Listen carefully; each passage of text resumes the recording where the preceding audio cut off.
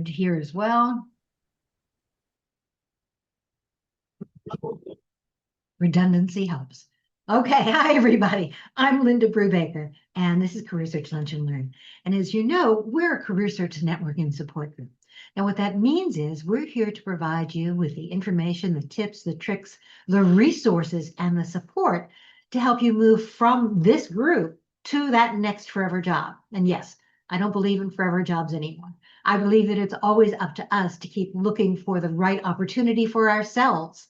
Okay, by networking, by applying, by getting the constant stream of information and learning that you can use to move forward to find what's right for you.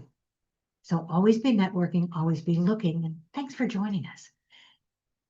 I'm coming to this role with over 9 years of experience here as a career search coach, career transitions coach.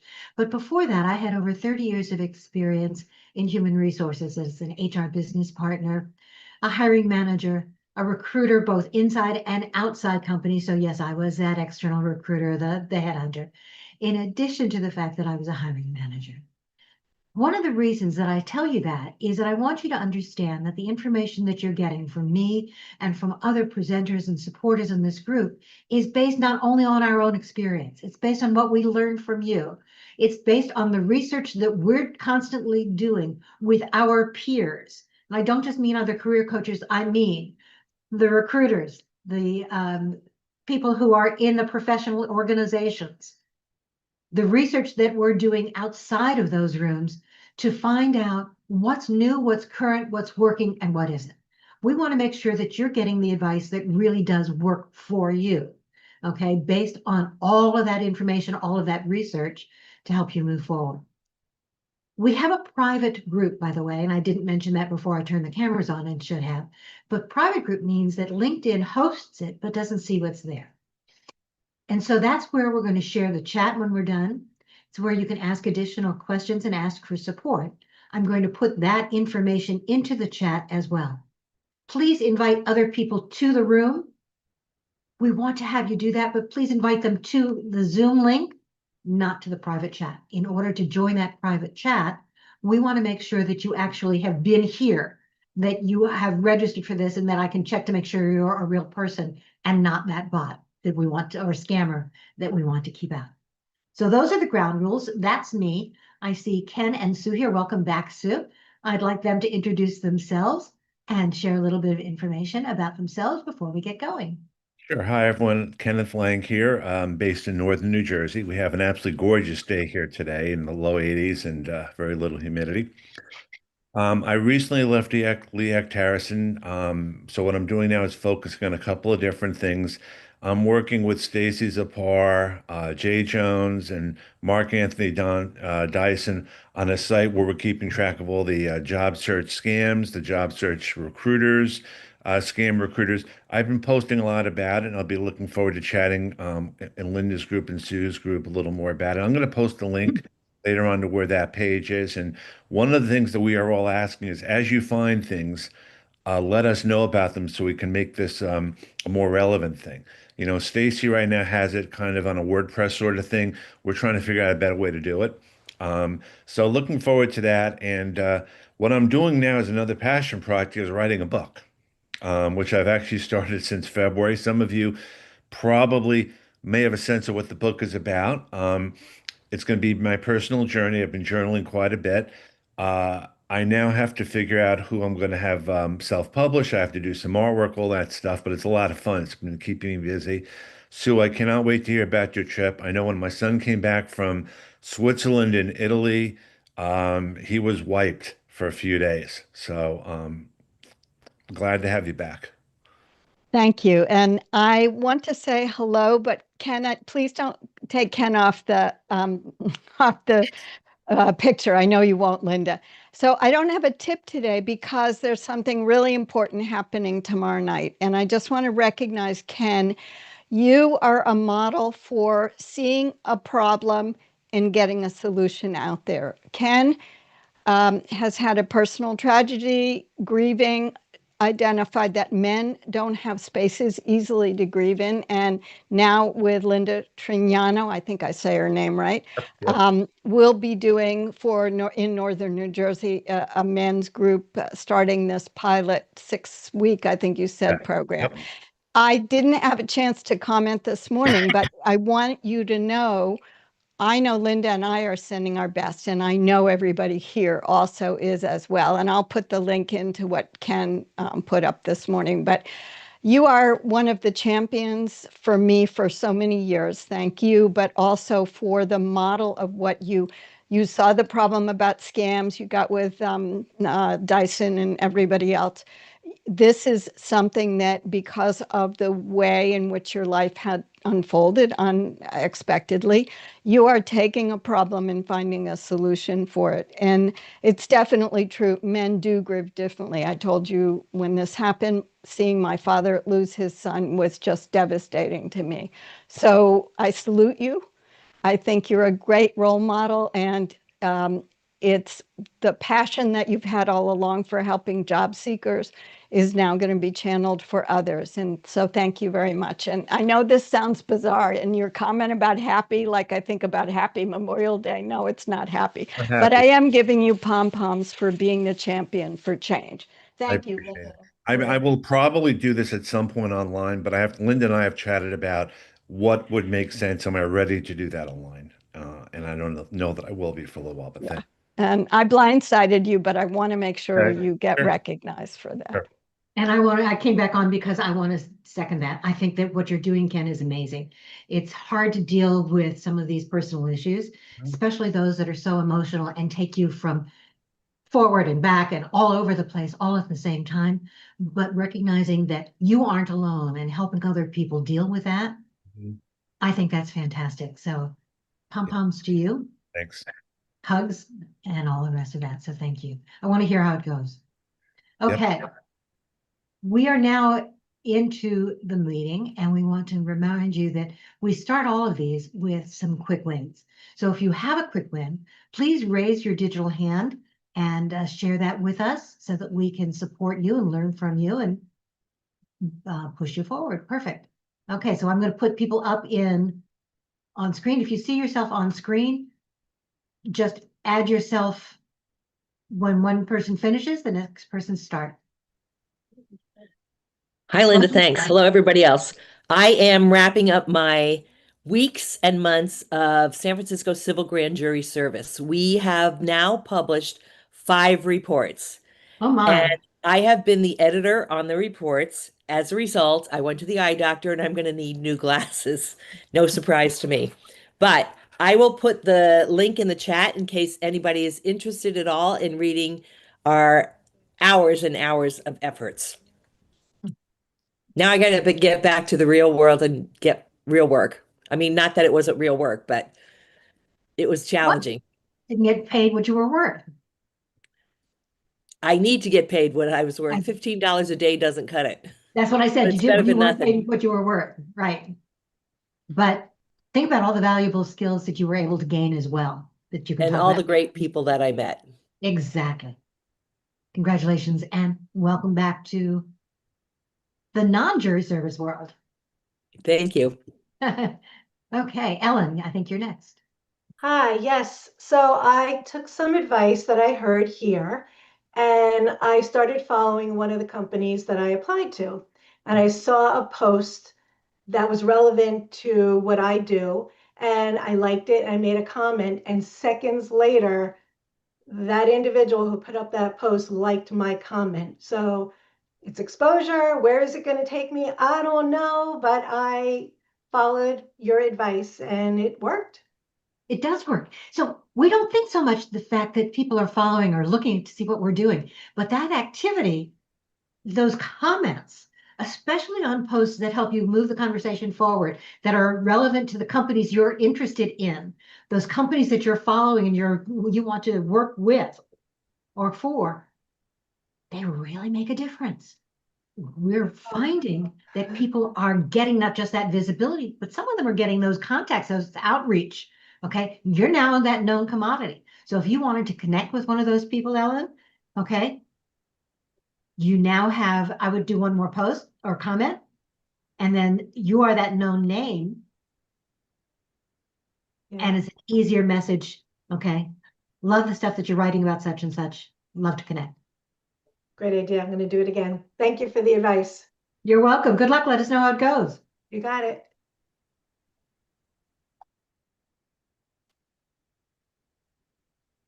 You're next. Hi, everybody. Can you hear me? We can. Oh, great. I have been blessed to land a job as a job coach, and it is sort of part of what I love to do. I do love helping people with career planning and finding jobs and all that, but it's a small part of what I used to do, and the pay absolutely sucks. But it'll pay the bills. And right now, I don't have anything on the horizon that would pay more or be more in line with senior level human resources work, which is what I'd like to do. So my question is, should I stop looking or entertaining if I get other offers? How is it unethical if I leave soon? If I find my dream position, I don't like the idea of accepting an offer, but still being in the job market. But it's really been tough. So I don't want to wait longer to look for something. And when you're over 60, it's really tough. And when you move to a different geographic area, it's really tough.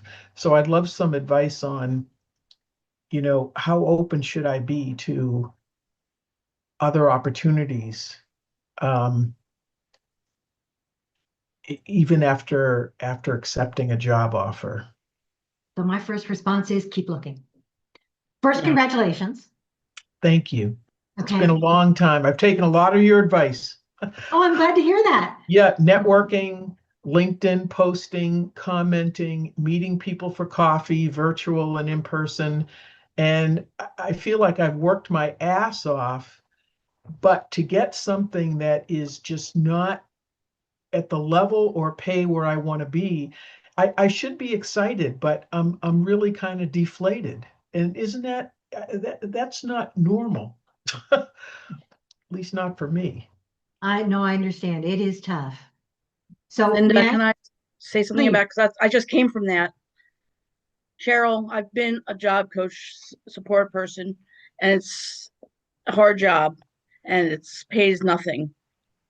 And at least here in Jersey where I was working, they did replace me. The person didn't last more than a couple of weeks. And even when I was working there and we tried to get more people in, some of them only lasted a day. So keep looking till you find that's the right thing. I mean, this is better than nothing. Good luck. Thank you. It pays the bills. it does. So where is the position? Is it state? Is this company? No, it's with a nonprofit organization that focuses on helping developmentally disabled people find jobs and working with local companies to help them employ developmentally disabled people. So it's I'll text you privately or let you know Perfect. the name of the company. I appreciate that. Okay.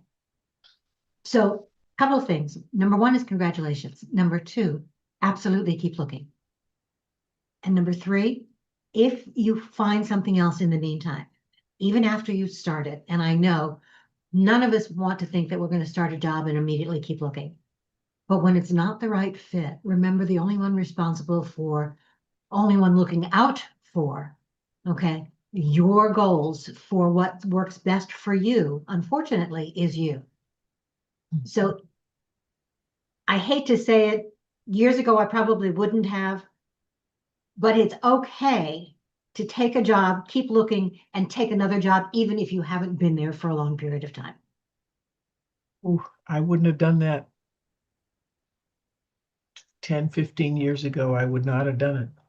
I would not have done Thank it you. 5 Yeah, thank you. Okay. But the market has changed. the concept, we used to think about it 10, 15 years ago, we had forever jobs. Companies were loyal to us. Yeah. They had our best interests supposedly at heart. Remember, they always talked about their employees as part of the family. It's not Oh, that yeah. way, right? People are our biggest asset. The biggest lie next to, you know, you've won something, text me quickly for your prize. Right. It's now people are an expense. Okay. They're overhead. So it's harder to get that feeling of being part of that family that companies want to do. They're not looking out for you. You have to. So keep looking, finding the job that's there, but build on the experience you're going to be getting in this new role. The contacts that you're making as well at all of those other companies you're going to be working with. Yeah. Okay. Thank you. Thank you so That helps much. you. So perfect. Congratulations. Thanks for sharing. Thank you. Craig. I wanted to give you folks an update. It's great to be here. I shared with the group, I think last week or the week before, I'm now looking into voiceover work. It just kind of erupted from earlier days, when I had a radio show back in my college days. I was in the theater back in my college days.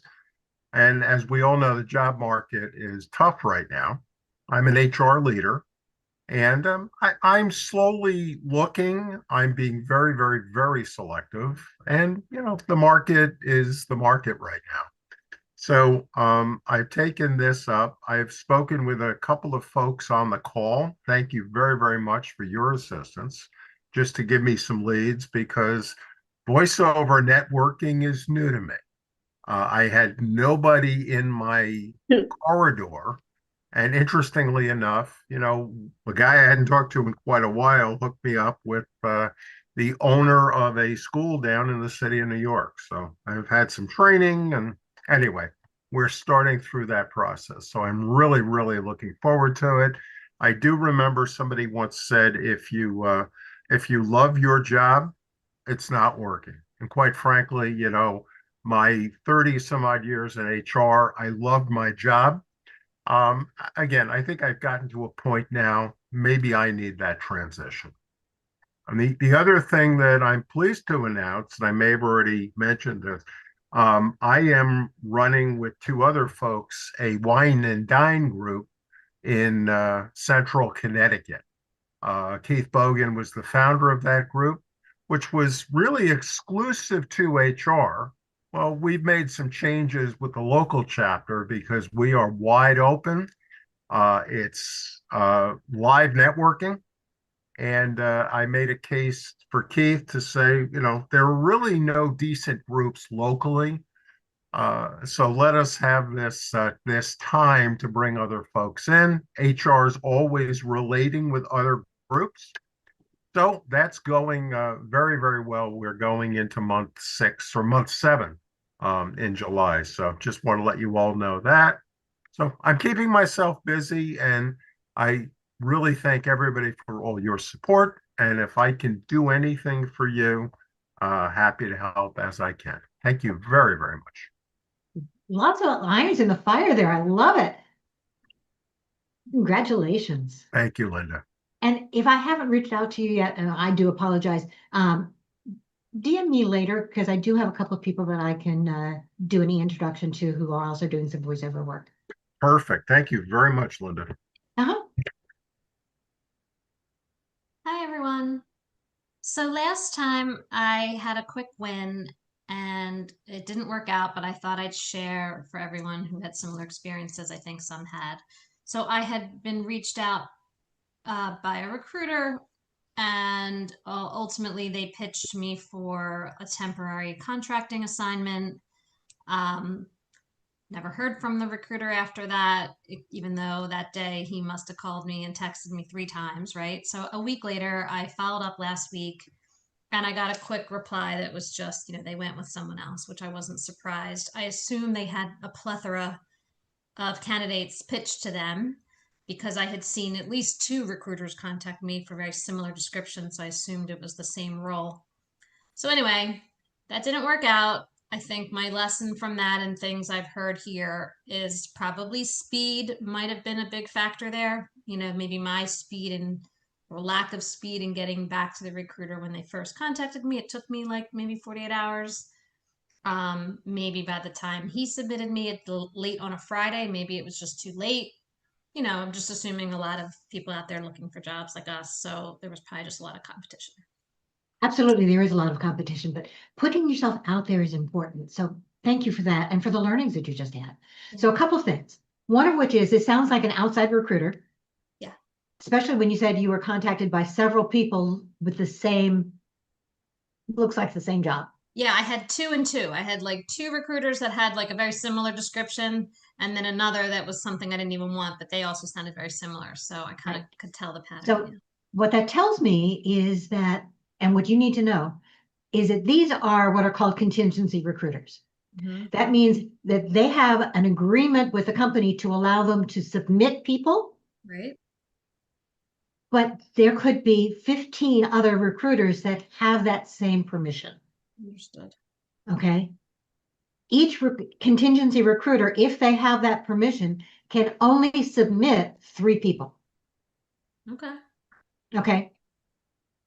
Well, I mean, it was a remote role too, so you know Yeah. you've so got you know so that many there could be lots of people applying. trying to do it. Yeah.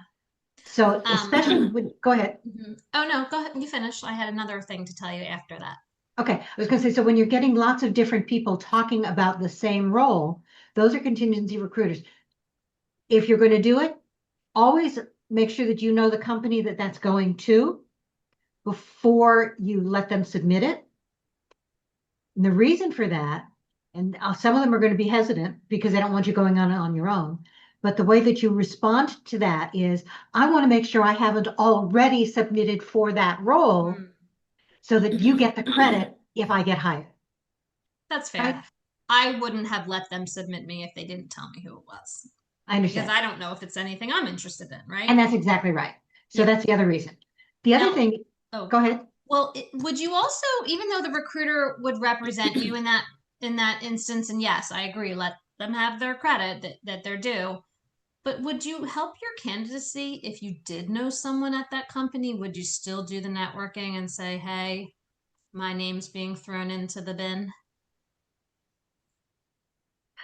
So my 'Cause feeling, I could tell this recruiter, Linda, was like junior. Like I knew more than he knew.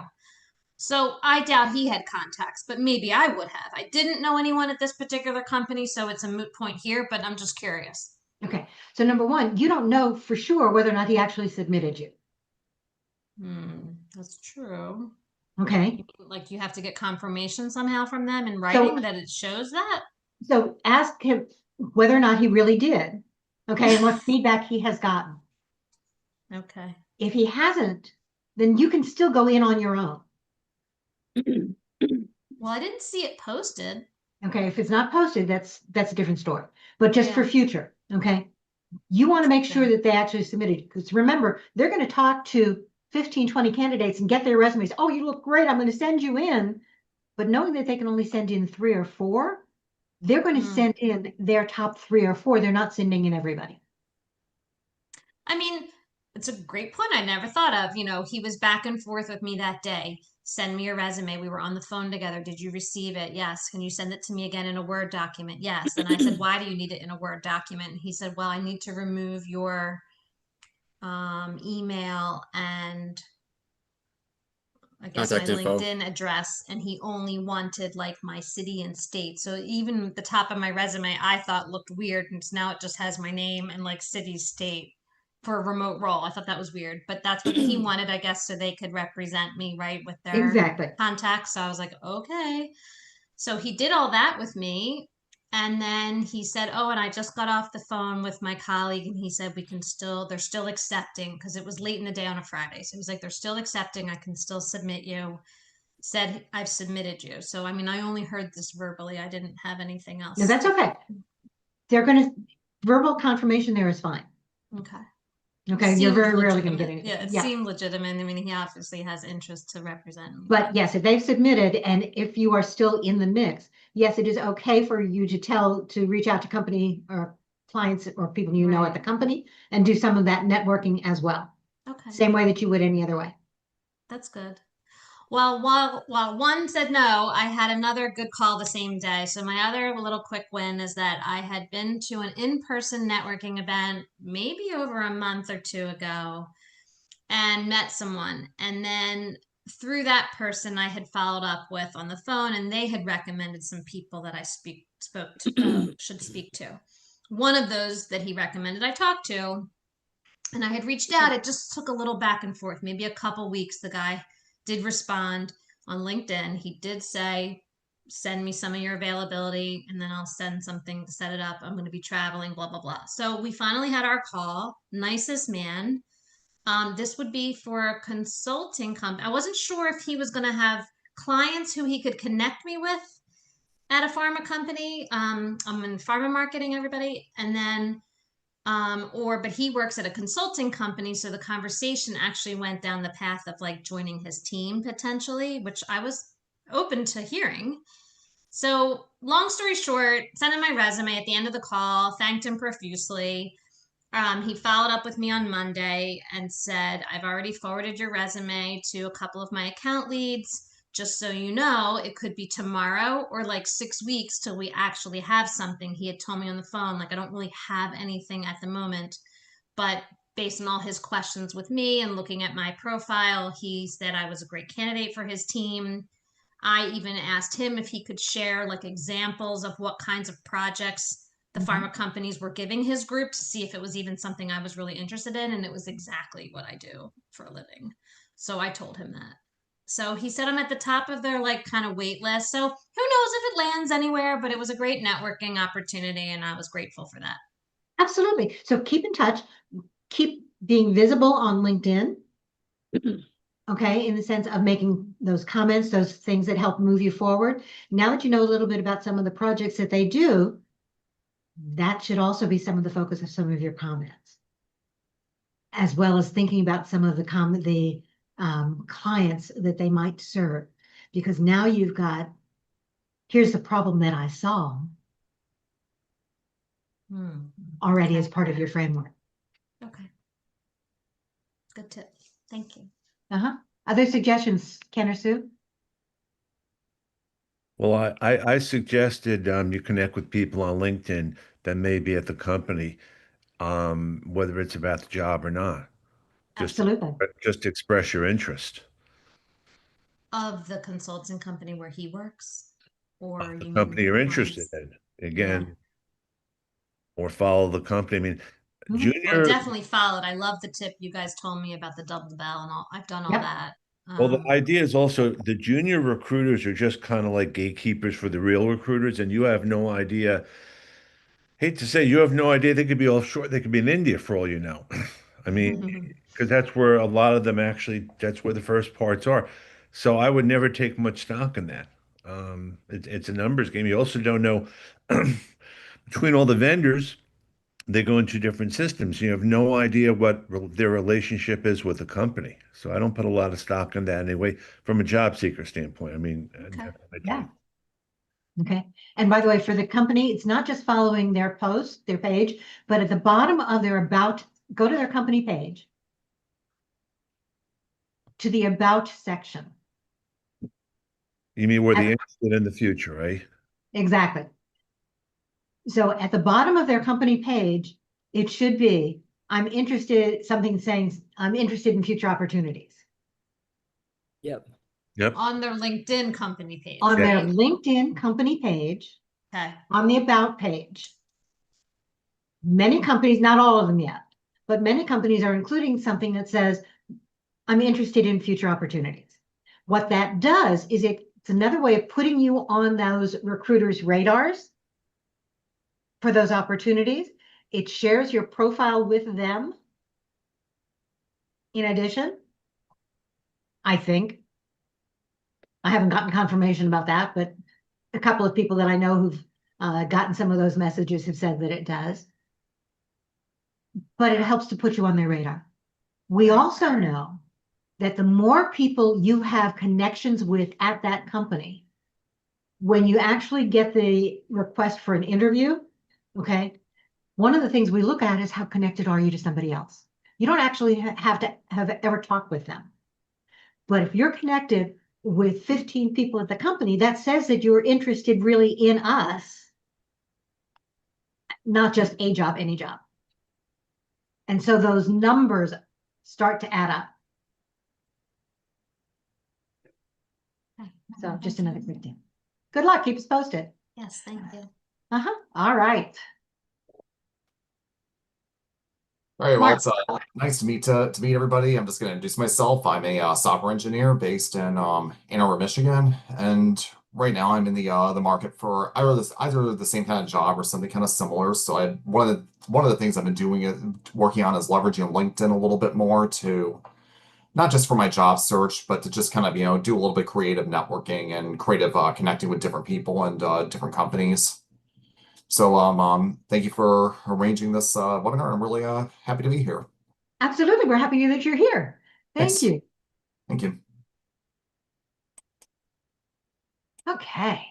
Anybody else have a quick win? Otherwise, we're going to get going. And this is going to be a session where we're really going to we've done some of this before, but we're going to do it in a very concerted way. So pad and paper, or have your LinkedIn profile up on another page if you like. I'm also going to be sending you, I've got a couple of slides at the end that are going to give you all of the steps that we're taking. I will upload those slides to our private group. Okay. They'll be on the video. But some of the settings that we're talking about right now are those that are going to help you get found by other people, whether it's recruiters, networking partners, companies, doesn't make any difference. It's ways of making sure that your profile, your visibility is clear to as many people as you can. So what I'm going to do is share my screen. By the way, if you have questions as we go along, please make sure that you ask.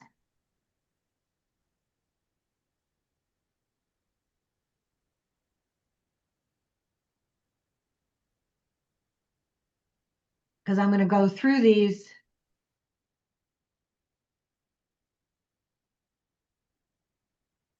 Let's see. There we go.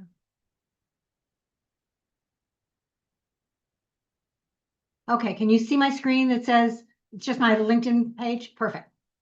So in order to find any of these settings, there are two ways, okay? Easy way, all you want to do is you want to click your profile picture. That's or the me, whatever it is there. And what we're looking for, most of it is going to be here under settings and privacy.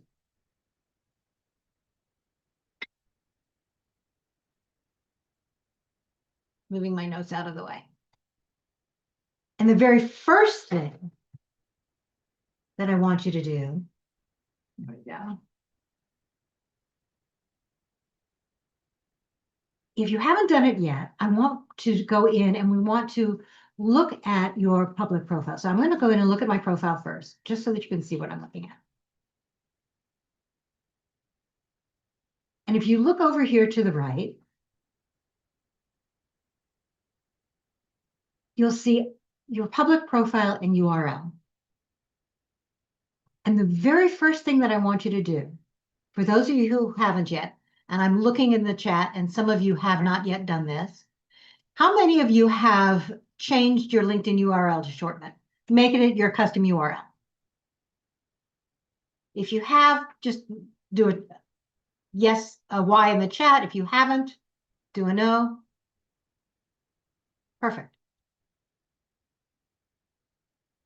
The reason for doing this is okay, it really makes you look professional, makes you know what you're looking for. It helps you to become that brand, that person that people want to connect with. Shows that you're really paying attention. So let me show you how to do it for those of you who haven't. QR code, we can do that too. But if you go in here where it says public profile and URL, the pencil is always your edit tool. So if you click on that one,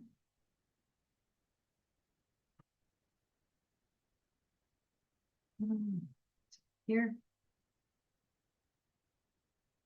very first thing is here, edit your custom URL. By the way, Sue can carry any of you come in with other things as well as we're going through this. So to edit your custom URL, you click on the first pencil, and now we're going to click on this.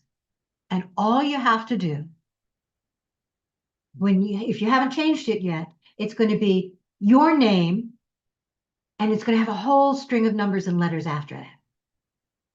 Erase those numbers and letters. Then hit save. LinkedIn will tell you if somebody else has already made that custom URL, in which case you make another change. But your custom URL should be your name. And then if you want to add your preferred job title or what kinds of things you do, you can do that too. So, okay, perfect. I'm looking at a lot of people. It's an easy way of making you stand out. And then when you're doing that, after you've saved it, that now becomes what you want to include on your resume and what you want to include. Sorry, I'm getting distracted by the chat. Shouldn't do that. But what you want to include on your resume as you move forward. Okay, and what you want to include in these areas. I'm going to come back to the public profile because we want to make sure that let's do some of this now. Is your profile publicly visible? Okay. Again, it's another way of you being found and other people making sure that you're getting the information that you want. I want you to have that public profile visibility on. You want to be able to be seen. Now, saying that, I just learned yesterday from Brenda Miller that one of the things you should do is every once in a while, at least once a month, turn your public profile, turn that off. Wait a minute or two, and then turn it back on. What that does is it reindexes your profile for LinkedIn. So you want to be able to do that. But we want your public profile to be visible to everyone. And that starts with who you are. So we've talked a lot about being visible on LinkedIn, being visible in these meetings, turning your camera on. Your public or your profile photo is another one of those things that you want to be public. And my recommendation is that it's not just all LinkedIn members, whatever it is you choose. I'm going to make mine public, period. At least for purposes of this discussion. But if you only make your LinkedIn photo available to your first level connections, you lose the opportunity for me to see you as that real person if I'm not already connected to you. Your profile picture tells me a lot about who you are, makes you a real person, and that's one of the things we're really looking for. So please make your profile photo available to everyone. If nothing else, at least to all LinkedIn members. If you make it public, it means that on and off, meaning that you can be available in search results. And if they see that photo, it's another way of making sure that it's you, and also make sure that your profile is available. So what's a public? Okay, we'll get there, Kim. Kim asked what a public profile badge is. Okay, a badge is. So the background photo is that banner behind your head. Let everybody see it. Your headline, you absolutely want everybody to see it. Your summary, that's what your headline is, okay? A little bit about that. Your summary, in this case, they're calling your about section. Articles and activity. I don't care about some of the rest of this. You can do this as you like. My recommendation is turn them all on. Make your profile as visible as possible in all aspects. Now, Kim, you asked about the public profile badge. Honestly, what that does basically is it will allow you to do something like this. Most people don't care. I'm not turning it on. in meetings that I've had, it doesn't seem to be very useful. Just something else that takes up space. So I haven't done it, and most of the LinkedIn trainers that I've talked to have not done it. Ken, Sue, have you heard anything about that being useful? I mean, it doesn't really make a big difference. I think it's more important to do the indexing on and off. And what I also do is I make tweaks. Every time I do the indexing, I make a tweak to my about section or my heading at the same time. It's not just the on off. It's like in the old days with Dice, you'd submit a resume, maybe just change a couple of characters. So I'll do that at the same time too. Right. So the idea is at least once a month. Okay. You want to make a change, and that change can simply be changing the placement of a word, putting in one new word in that headline or that about section. It doesn't have to be a major change, but those changes will help re-index your profile as you move forward. And that's one of the things you want to do. LinkedIn needs to see you as being current. And any change that you make helps to re-index that profile and bring you back up to their top of their search areas. Another thing is every time you post as well, that also impacts the indexing. It's not so like if you do a post that's going to impact it. Again, we don't know exactly how, but it is going to make a difference. A post and a comment, all of those do the same thing. So make sure you're doing those as often as possible. Okay. Questions about any of that? I mean, because that's the easy one. We want to make sure that everybody can see you and other people can see you as well. All right, now let's go to your custom URL. You've already got that on. Now I want to go to some of the actual settings. Oh, somebody asked about the QR code.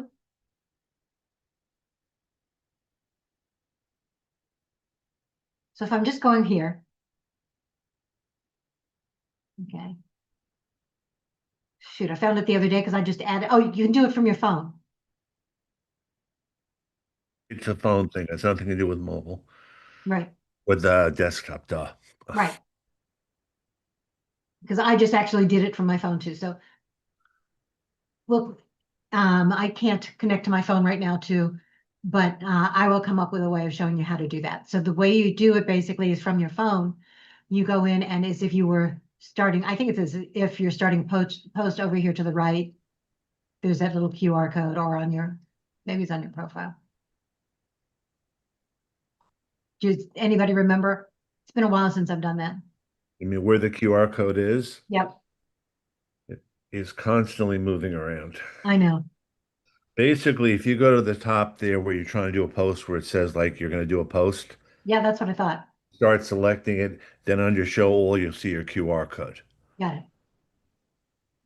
Another So way you to get there is just click in the very top search bar where it says I'm looking for. Yeah, that's If you what I'm just- saying. Yeah, Oh, okay. That's not necessarily starting a post. It's No, just I'm okay. looking for. But Right. right there, you do that to the far right upper portion of the screen, you'll see a QR code symbol, and that does pull that up. right. But only on your phone. On your Yeah. phone. I mean, you can add the QR code if you want somewhere, like in your heading or somewhere, and people can click on it and all that. That's a personal choice. Right. If Besides you're that, at if your profile, they're already the clicking on the QR is just going to bring it back to your profile. So putting it on your profile is sort of like an endless circular hamster wheel loop, I think. and that's exactly right. And that, I'll be honest, that drives me crazy. Okay. A question about the re-indexing. I've heard that before, but only in the context of open to work or not open to work, to do that every third week or so. Yep. But what you're saying is that it's not just the open to work toggling maybe off on a Friday and on a Monday, but also just the profile, public or not. Are those do they do the same thing, or are those two different things that accomplish different outcomes? They accomplish the same outcome, but there's several different ways of getting that re-indexing to take place. Huh. So if you have the open to work up, you're going to turn that off today, turn it back on again tomorrow. Next week, turn your public profile off and on. Okay. Okay? Week after that, make a change in your profile. Okay, even if it's, as I said, you change one word in your heading, with another one, you move the words around a minute, that also will re-index. And now you've got your cycle. But you want to make sure that LinkedIn is re-indexing your profile at least, I would say twice a month, which is why you turn some of these settings on and off. Thank you. Or make some of those changes. Yeah, Linda, I had several sessions with Kevin Turner. Uh-huh. His view is those two settings you talked about already should be done weekly, usually Okay. on a Saturday morning. And I put two other settings in the chat that he said you should be resetting every week also, because the doing them all has a broader impact than just doing one once a week. Perfect. And what were those other settings, since I haven't checked the chat? They're in the settings, data privacy. Yep. Under the job seeking preferences section down near the bottom.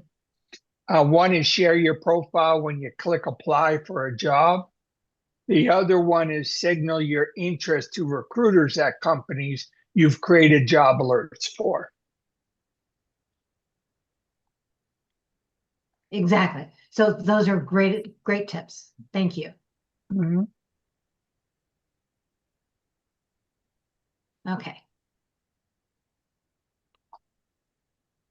Want to go back into the settings and privacy. So we're going to go click on me. And I'm going to go into settings and privacy. And we're going to walk through all of these and which ones you should be looking at.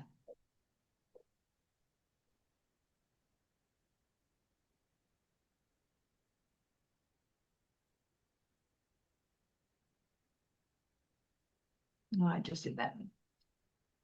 So this is your standard intro. What is you want to make sure is there?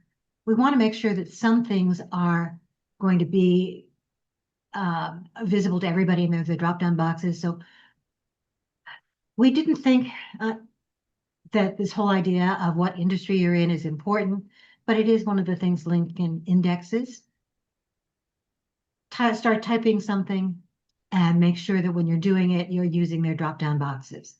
That is one that gets used through a drop-down box, and some of them may not feel like a direct fit. It's okay.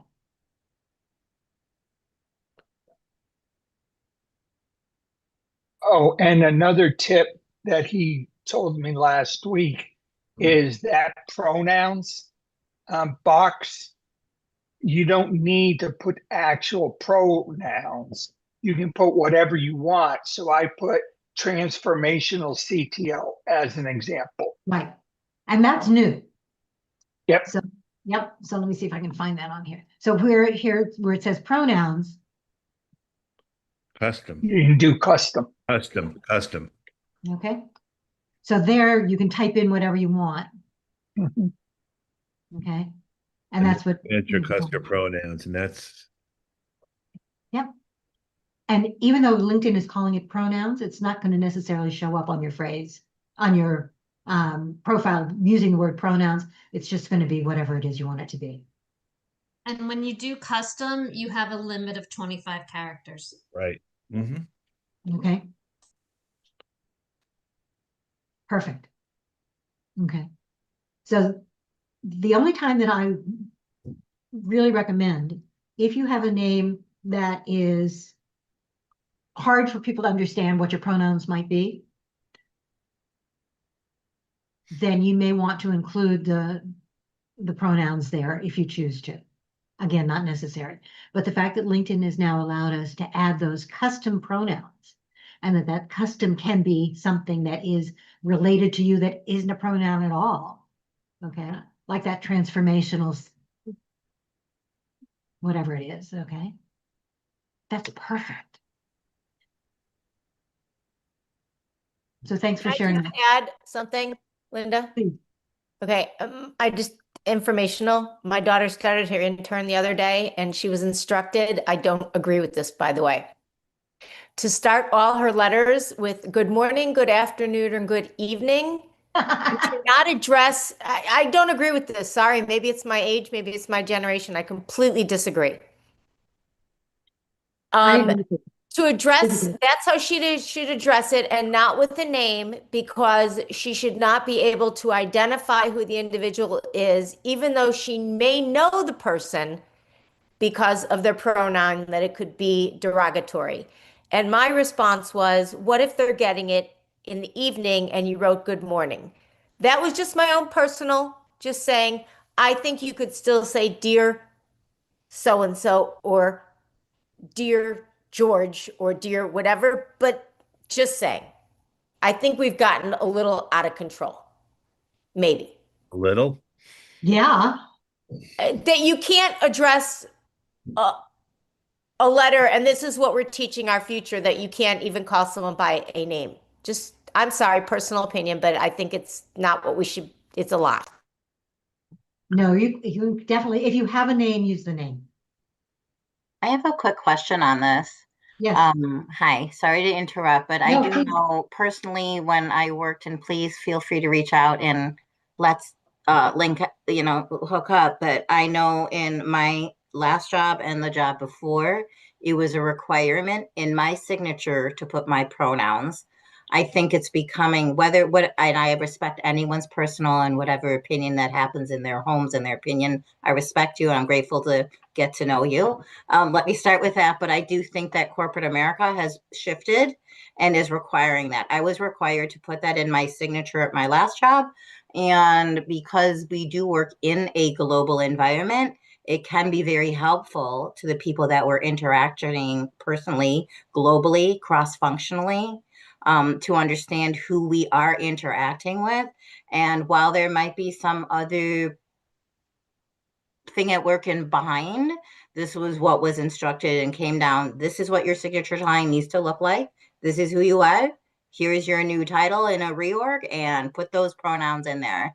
And we had reminders after reminders from HR until we said, okay, we logged in one day and it was just there. So it's not a matter personally of how I feel about it, but I also think it's a matter of respecting the global atmosphere that we work in and how our email might be perceived. I always look up names, figure out how to pronounce them, all that kind of stuff. But I think this is great that we can customize this too, but I think it's there for an actual reason, which is what our industry is telling us it needs to be there. Opinions or not, it's not, for me, it's not a political discussion. It's how am I going to get hired and what do they want to see personally? So that's where I'm putting it. Yeah. So Melanie, political. I was saying that I think you can get judged one way or another if you post it. Yeah. That was my so the other thing about pronouns, Linda, you said that if it's not clear, what gender you are, you should use this. Well, my name, Marilyn, is not clear to somebody in India that is a female name.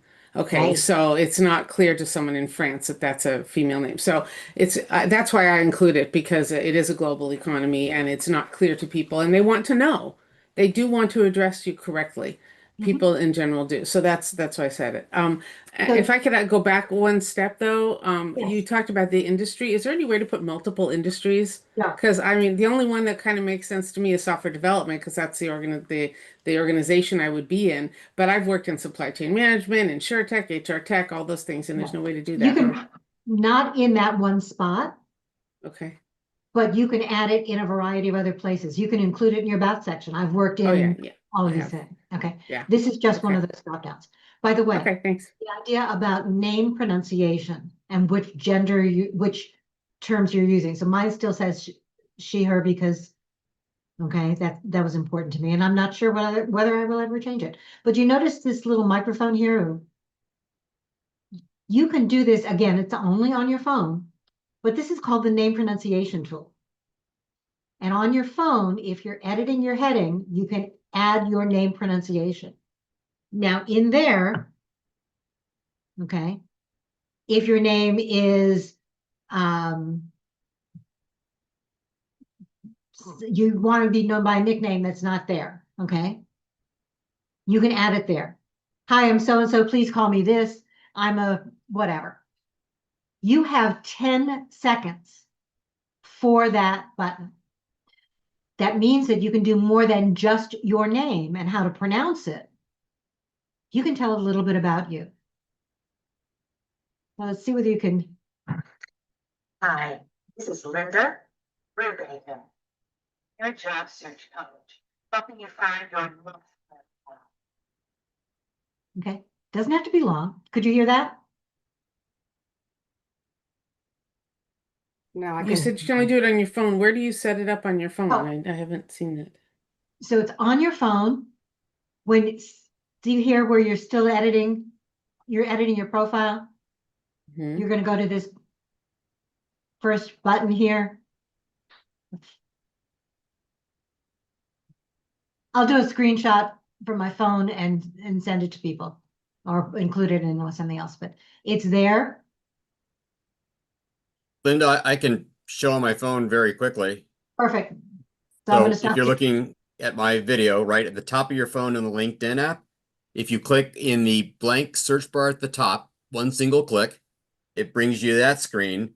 And in the far right of that, you will see the QR code image. You click on that and it should bring up your QR code that you can now take a snapshot of and have that available, or put that on your back of a business card, or whatever you want to do. So again, just very quickly, the opening screen of LinkedIn, when you start the app, at the very top, you click into the search bar.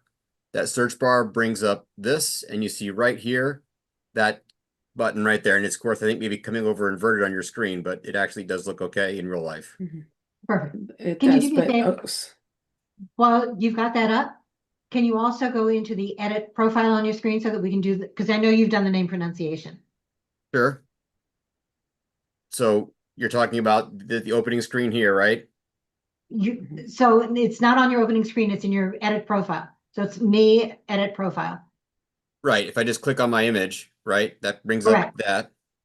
And then you can do your edit profile from here. Maybe not, sorry.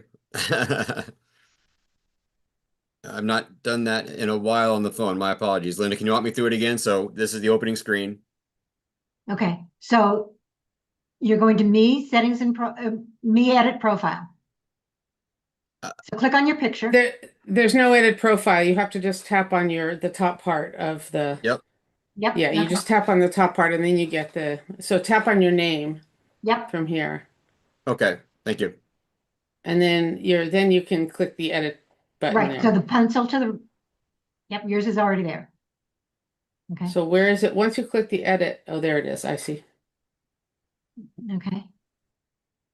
And there it is. Name pronunciation is what it's called. You have 10 seconds. You can only record it from your phone, but you can do more than just your name.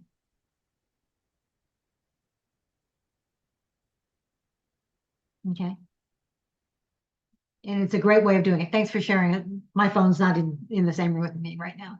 Linda, I just have two quick comments. Number one, name pronunciation is still being underused. There's a lot of big LinkedIn experts who don't use it. Yep. So that little microphone next to your name adds a second dimension of what people hear.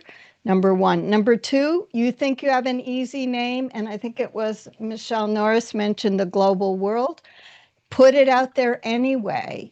Be kind and generous to people, and remember that name pronunciation we can see without being directly connected. You don't need a first level connection. So thanks for letting me add those.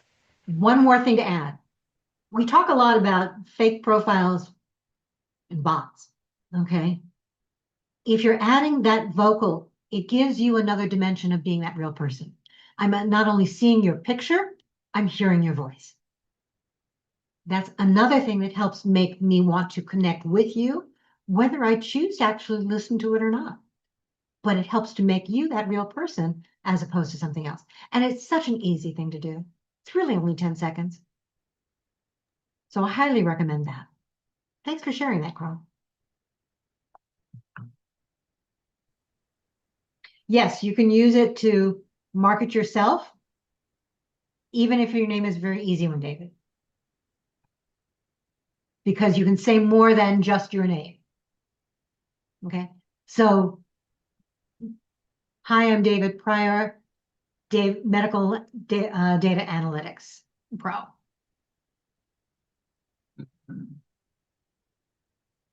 Or something like that. Doesn't have to be long. Remember, you only have 10 seconds. Does anybody know if, as a LinkedIn user, if we can see the analytics that are like, I know we can see who has clicked on our profile, and there's some AI tools if we're a good match or what have you. But can we see like, oh, well, that's a very specific one in terms of hearing our name, but can we see other parts that are being viewed, or is it simply, is there more behind the scenes that we can gather as to who has viewed our profile, hopefully, kind of thing? Premium and non-premium makes a difference. Yeah. So when you have premium, is there a way to gather analytics besides who has viewed your profile? Like you said, there's this recording now. So can I see if somebody is listening to my name, or if that's any of those No, kind of? not that No. I'm aware of. You can tell what industries they're from. You might be able to tell which companies they're from. Yeah. Well, you can go to your own private analytics and you can, flesh it down from there. Okay. I have to learn that, I think. That'll break it down different ways. I mean, it'll tell you based on your posts, how many people have viewed it, what type of engagement you have, how helpful that is really depends. Right. But no, you're not going to be able to tell whether somebody clicked on a specific part of your profile. Yeah. No. Not that premium. Okay, thank you. Just wondering how, if it does seem to pay off, but yeah. You know what? For the 20-30 seconds that it's going to take you to record it, it's worth Oh, I it. just mean premium in general. Like if the pros of having that seems to be good. I was just wondering what other things, analytics we can get as end users out of LinkedIn besides setting ourselves up to be viewed well. What can we? Well, you can look at what's rolling out now is if you add a comment on someone else's post, you'll see the number of engagements you have on that post or the impressions. Yep. Yeah. Okay, that's good. You can also look at you won't know profiles. what the definition of impressions was. You'll just get a number though. Right. Thank you.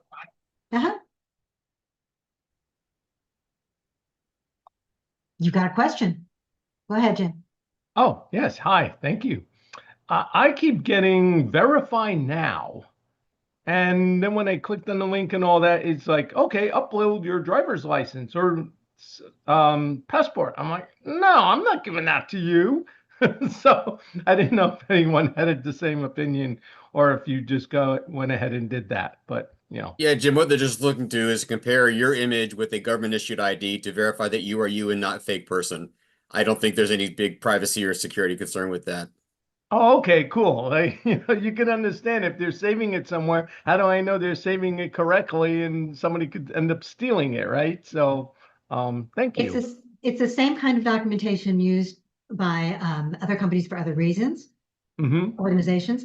I've checked with a number of my cybersecurity folks, and they've told me it's an okay thing to do. Okay. Especially because, and I know that there are other people who have different opinions. I've done it. Okay. My feeling is that or what I've been told is that information doesn't get saved. It is in their database for a very short period of time, just until it's completed. And then within 30 days, it's gone. All right. Thank you. I appreciate everyone's input. Thanks again. It did. It started at noon, but they're. I'm sorry, I can't hear you. No, I just had a mute. Tessa was on the phone. I know she was somebody else, not us. Thank you. So there are differences of opinion. My feeling is that it again helps make you that real person, especially if you're looking to see where it came from.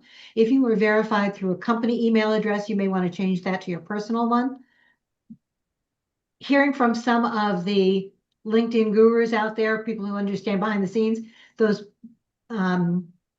verified profiles are going to become more important. The verification follows you even onto comments.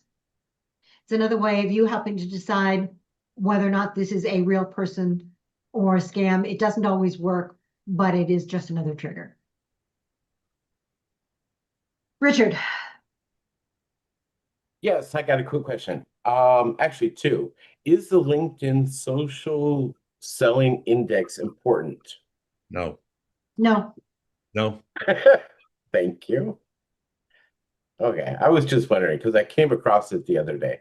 And then what, as far as a workaround, why do I keep receiving the following message?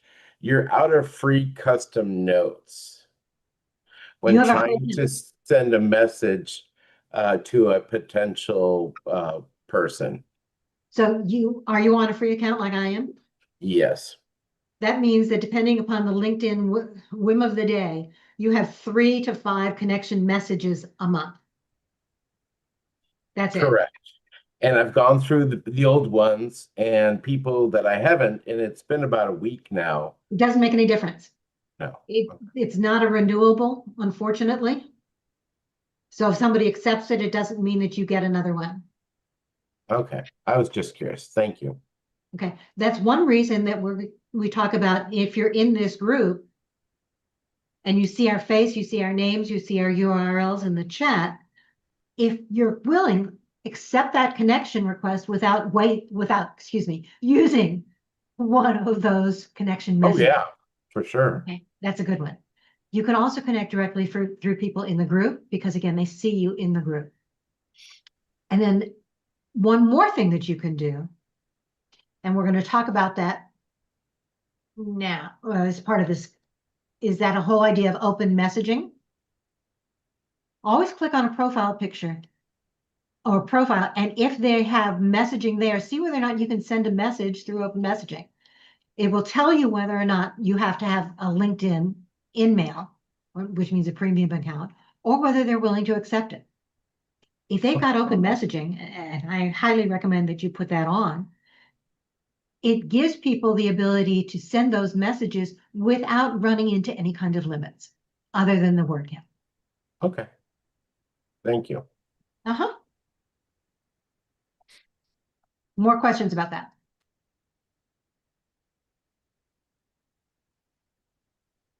Okay, I'm going to go back and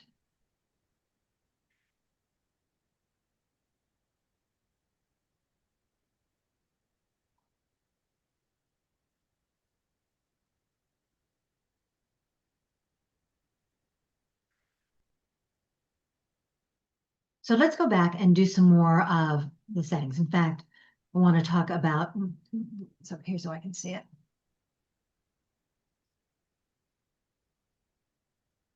We've done the public profile. We've done the LinkedIn URL.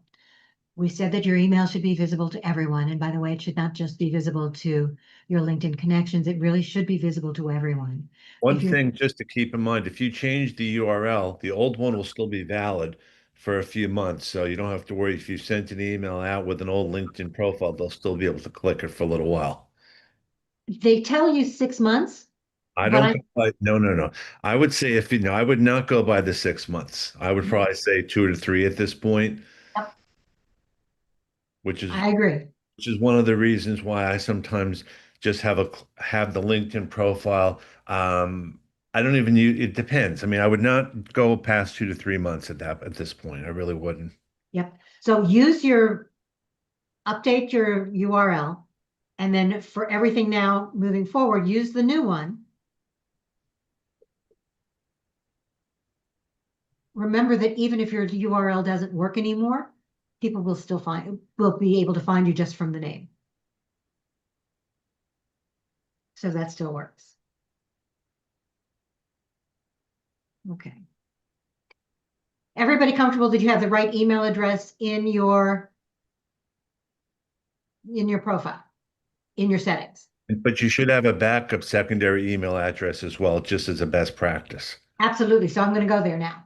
Thanks for the reminder, Ken. Sure. So again, I'm going into settings and privacy.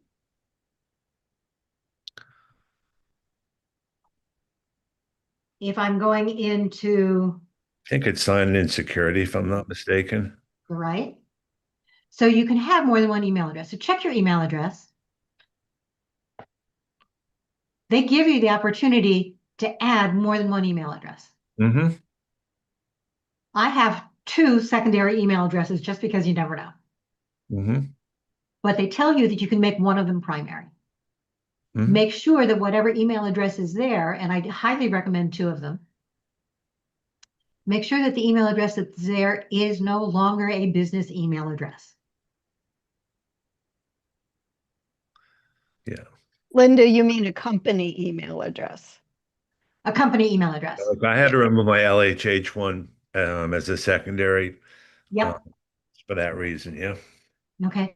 And even if you have your own business, okay, my preference when I'm looking at it, you can use it as a backup, but the one that you're showing on screen, the one that you're sending to people is going to be your personal, not your company or your business email address. So that's settings, and we're here under sign in and security. You can add your phone number if you want to, you don't have to. I haven't done this one yet, but probably should. If you want to make sure that your profile, You definitely should do that. yeah, I know, I haven't done it yet. So this is my reminder to do this, is to set up that 2-factor authentication. It's another way of helping to ensure that you're you and that nobody else can try and take your profile over. No guarantee, unfortunately, but it is something that you should do. Where I really want to go down here is visibility. You want to make sure that some of these are really on. So for example, when you are looking at other profiles, what do people see? So some of you have asked, how can I see who's looking at my profile? If you have private mode only, you can't see who's looked at your profile either. And granted, if you are in a free account, you're only going to see one name anyway. Maybe 3, but only one at a time. But if you're in private mode, you're not going to see any.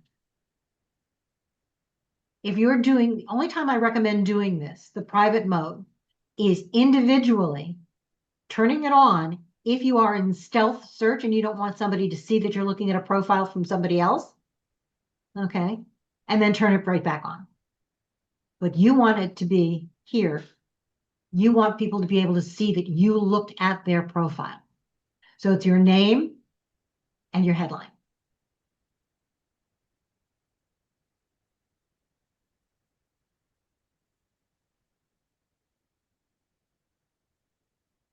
Linda, can you go back there for a sec? I was Absolutely. curious as to what's under private profile characteristics.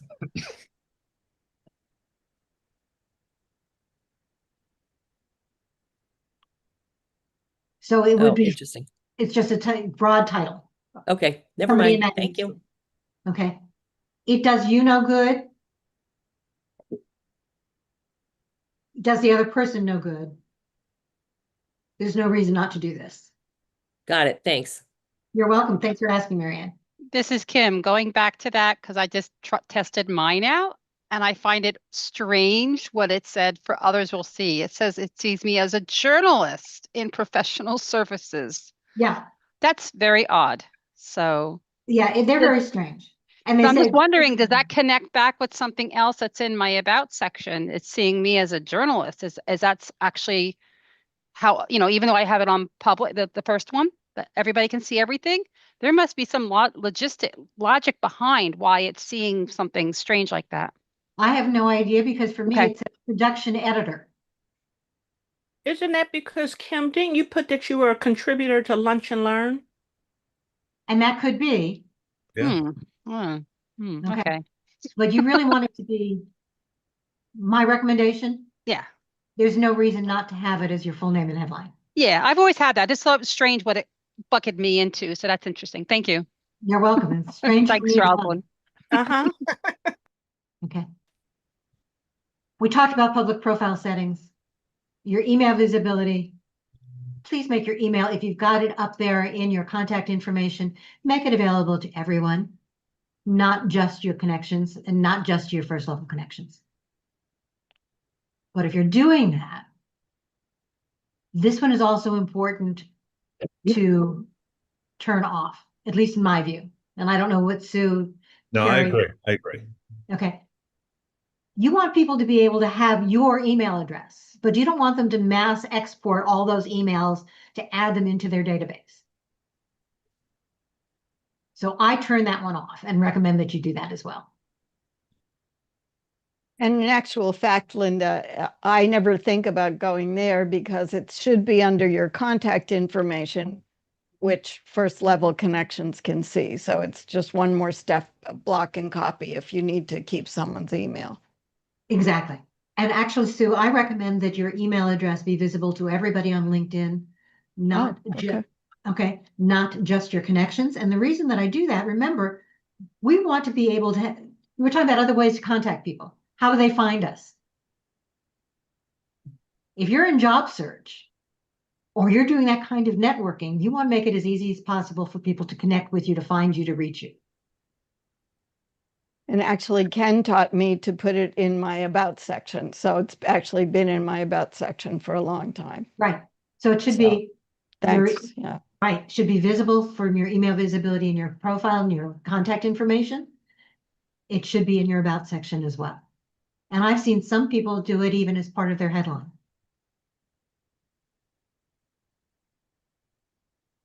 Connection visibility, please make sure that your connections are available to your connections. You want to, that's part of the networking process. If you do this, nobody else can see who you're connected to. What that means is that they cannot connect to your second or third connections. And that really restricts the amount of networking capabilities that are out there.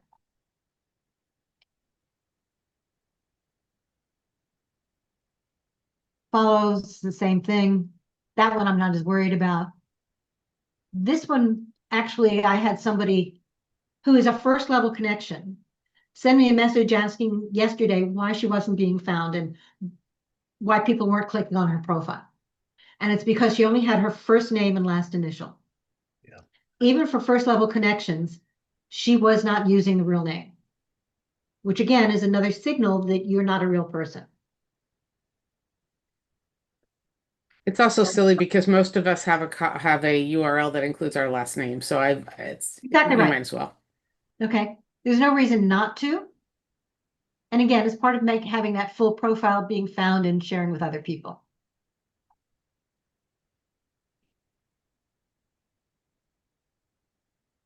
Some of these I'm skipping over because while they're there, they're not necessarily important.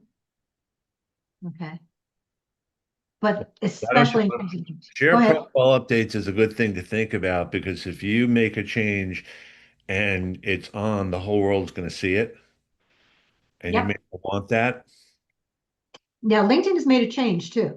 Yeah. So it used to be that a profile update that went out to all your network was any change you made on your profile. Right. That's not true any longer, from what I understand. No, it's not. Okay. So the only thing that if you have that on, share those profile updates. You have a new job title, that will get shared out. Certification or class, that gets shared out. Open to work gets shared out. But if you're making a change in your about section, that does not. Right. It is worth noting, you probably want to turn that off when you have a job, if you're updating your LinkedIn to look for another job, right? You don't want everyone in your network to know that you're updating and tweaking your LinkedIn necessarily. People at your current employer might get suspicious. Well, actually, remember, they're not going to see that you're making those changes in your profile unless you're making a change to a job title. If you're just changing something in your about section, nobody's going to see that in terms of that's not getting broadcast out. Yeah, it was maybe more when I was making larger overhauling changes to just update to get ready for the next phase or next step or something. And you don't necessarily want all that blasted out until, especially if you're not done and it's making frequent changes. Yep. So you can turn that one on or off. But when they're talking about share, I can't even talk. Share key profile updates, that really means job changes, job titles, classes, certifications. But if you're ever concerned, turn it off.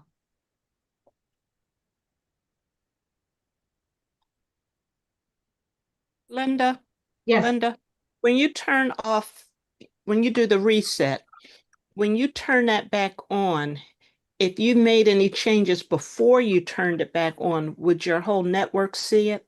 No, Okay. this is not a retroactive. Okay. Thank you. You're welcome. Anything else here?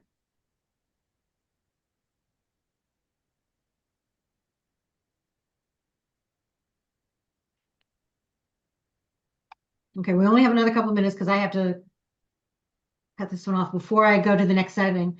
Want to remind you all to copy the chat because there's some great information in there. 2 ways to copy the chat. You can go to the top of the chat where it has the 3 dots, click on those, and it'll say save chat, and you can do it that way, or you can do it the old-fashioned way if you want to keep the links active, and that's to click anywhere in the chat, click select all, and then copy, and then put it into your own document, and it gives you the ability to keep those open links. And definitely put it into an AI tool as well if you want to kind of make it a summary too. Absolutely. And again, one of the things that I do with my AI tool is not only that, but I also ask them to do a quick one for me with all of those URLs so that I can go back quickly and see if I'm connected to people, and if not, to send them connection requests.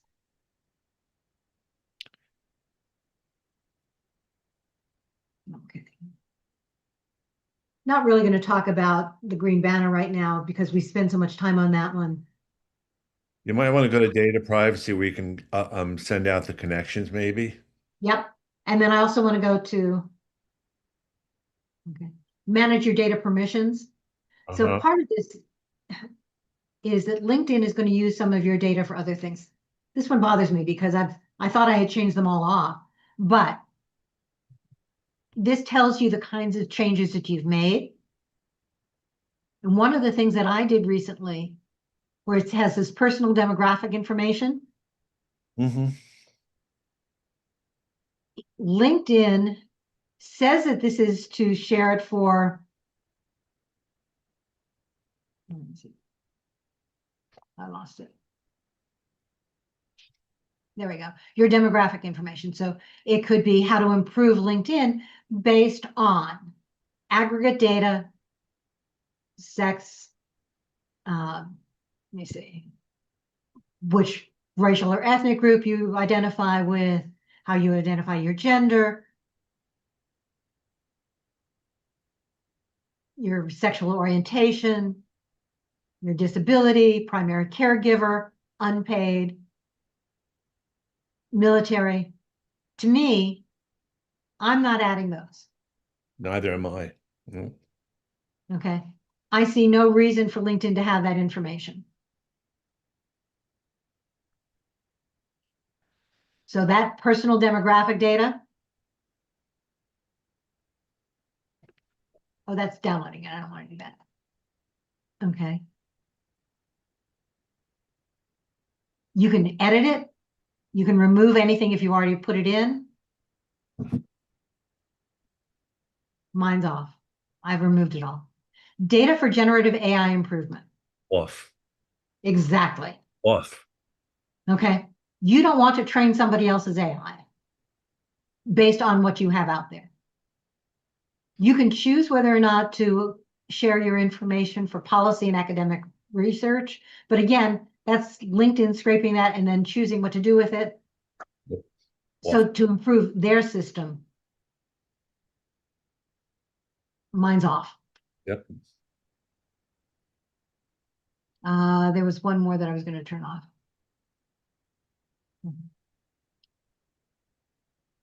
LinkedIn wants to send you emails, marketing emails using your data, and again, their AI to try and figure out how to do that. I turn those off. That's up to you.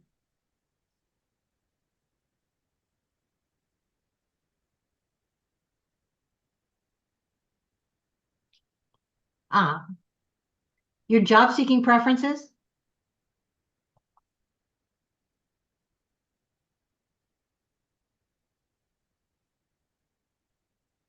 You don't want to save your application, your resumes and application data on LinkedIn. You want to be able to send out the right information for every individual job rather than having LinkedIn go back through and try and analyze and date it.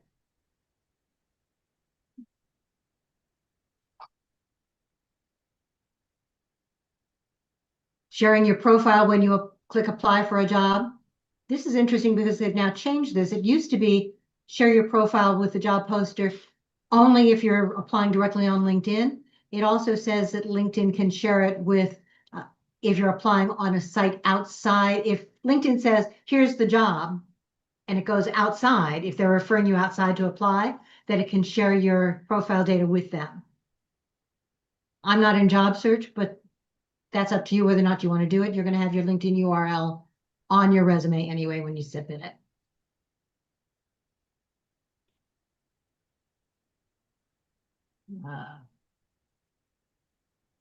See, that's where the change came with the permitted services, I'm pretty sure. I think you're right. I think that's what was alluded to before, that the add-ons that they have here now. Yeah.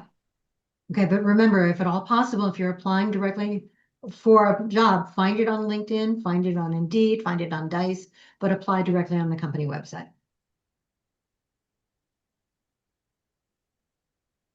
You can signal interest to recruiters for jobs that you're interested in using those job alerts. That's something that you can do if you choose to. Trying to think of anything else. Ken, can you think of anything else here that we need to talk about? I mean, the latest rollout is under notifications, but that's still being tested. I just looked at the one that said about Word. Did you even bother with the one that says about Word? I don't know why mine's on Microsoft Word. I thought that was weird. I'll just turn it off, right? Yeah.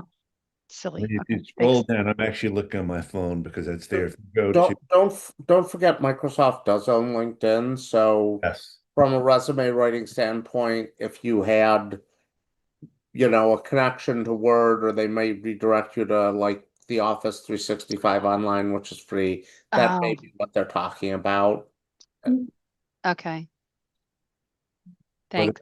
But if I'd rather, you don't want your resume and your profile to be exactly the same. You want some of that information to be the same. Okay. But I see no reason to turn it on. Okay. It's off. Thanks. Okay.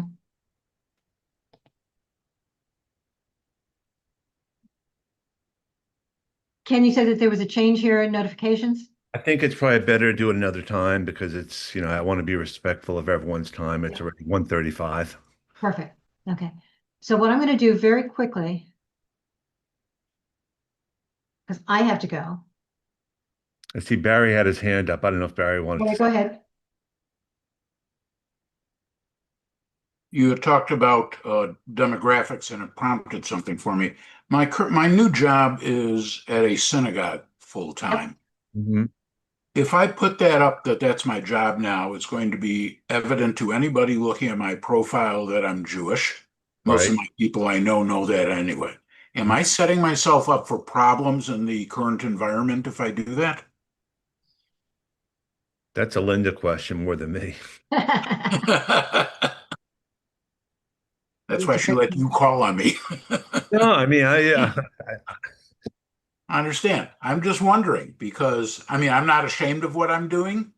On the other hand, I'm not looking to cause problem for myself or people that I know or who connect to me either. I would say to be careful about what you post. Yeah. And the other thing. Oh, I'm always careful about what I post. I usually don't post for anything political, whatever it is. You might also look at just making the company name confidential.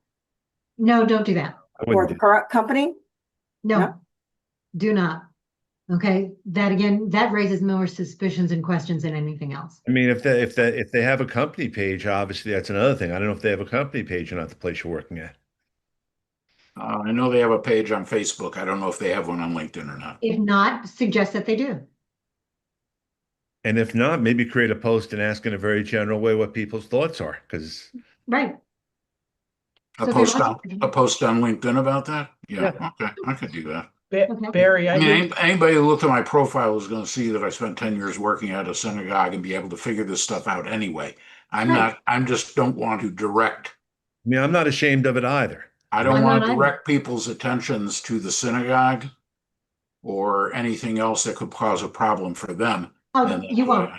I don't I think this you're is good, more about you. Barry. Every synagogue has security hired. I'm sure yours does too. As long as you feel safe. Yeah. I I'm support talking you. about more of deal with trolls and people like that online. But Barry, I have a reaction for you. It's a shame and a disgrace that we have to be concerned about stuff like that. But my maiden name is Gelzer, which is German Jewish. When I worked in New York, everybody thought I was a Jewish girl from one of the 5 towns on Long Island. I'm mixed, and back in my family there is German Jewish, but I identify mostly as African American. I dropped Gelzer from my resume and cover letters because I think there is a lot of anti-Semitism out there, and I hate to say it, it's a disgrace. It shouldn't be. So I might, instead of putting the name of the synagogue, I might put something more generic. I work for a faith organization in, Newark, New Jersey. It should not be like that, but I think anti-Semitism is very real right now. And I agree that it is. But Barry, you have to make the decision. Yeah. If you're concerned about trolls and those kinds of comments, those are the ones that you report to LinkedIn, you block. I don't see from what I hear, and I know several people who have on there that they are working specifically in some of those Jewish organizations. I've got some on my profile in terms of volunteer work. But I've not gotten any negative response from it. Okay. I would say there's a That's lot very of helpful. That's what I wanted to know. There's a lot of horrible stuff. If you do keyword searches on some of the stuff that's out there, you'd be shocked. Yep. Which I is don't think I would be. Okay, thank you. Yep. Okay. Anything else? Okay, then I'm going to remind you again to copy the chat. I am going to turn off the recordings. Didn't get a chance to show you my slides, but I will.